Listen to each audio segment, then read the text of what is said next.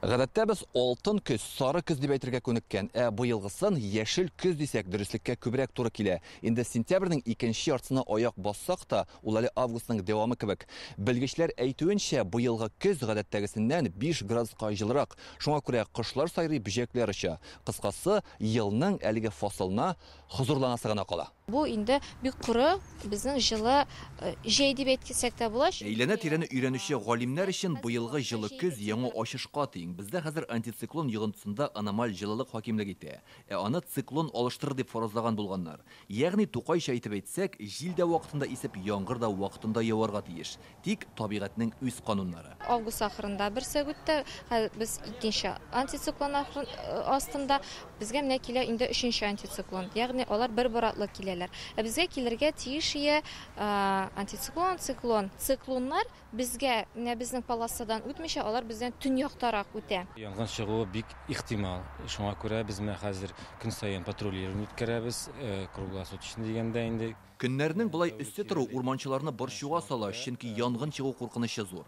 Кояш кыздыра, аяк астында кыр яфраклар, кыскасы урман дары мичкәсенә тиң. Ут күздән саклап тәүлек буе кизү торалар. Тагын бер ягы бар, мондый өсте көннәрдә кыры җиргә үсентеләр дә утыртып булмый. Көннәр әйбәт торгач, урманда халык бик күп йөри. Халык күп йөргәч, алар инде шулай ук шүп бик күп калдыралар. Инде бер ай яңгыр яумый. Шуңа күрә дым әкренгә бетеп килә.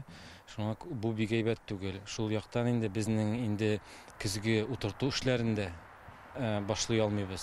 Менә авыл хуҗалык хезмәтчәннәре куанып туймый, мондый җылы көнне сатып талып булмый диләр. Республикада урып җыю эшләре гөрләп бара. Бөртекләрнең 97% җыеп алынган.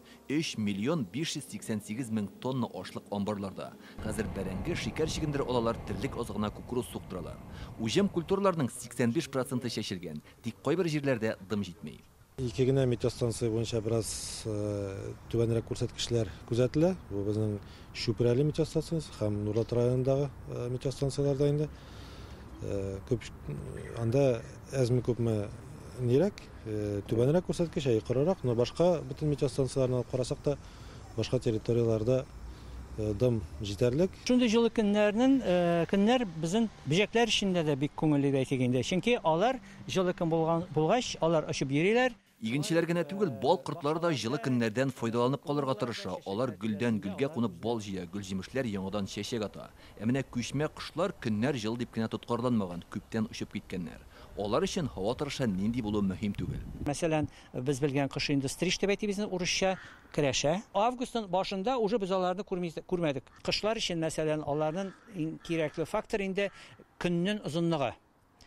Менә көн җылы булса да, көннең озынлыгы битен кими, менә аларга ул сигнал булып тора. Көннәр тиздән сүрләшәк, синоптиклар инде бу атна ахырына ук яңгырлар вәгъдә итә. 19 сентябрьдә республикага Скандинавия антициклоны киләчәк. В четверг погода начнет постепенно меняться. Дөрес, бу атнада әле көннәр җылы булып кала, явым, төшемнәр көтелә. Республиканың төньяк районнарында кыска вакытлы яңгырлар, хәтта яшен булуы ихтимал. Бик күпләр мондый матур көннәрдән соң быел әбиләр чуагы булырмы инде дип кызыксына. Белгечләрнең бу сорауга үз фикере. Октябрьдә шушы антициклон безнең килеп, башта температураны түбәнәйтә, аннан соң безнең температуралар күтәрелгәчтән бу инде менә әбиләр чуагы булачак. Әбиләр чуагын көтәргә мөмкин әле тагын. Әйе. Чын көз әле алда, октябрь айда гадәттәгедән җылырак булачак дип ышандыралар. Илдар Сафиуллин, Алмаз Зиятдинов, Яңа гасыр каналы.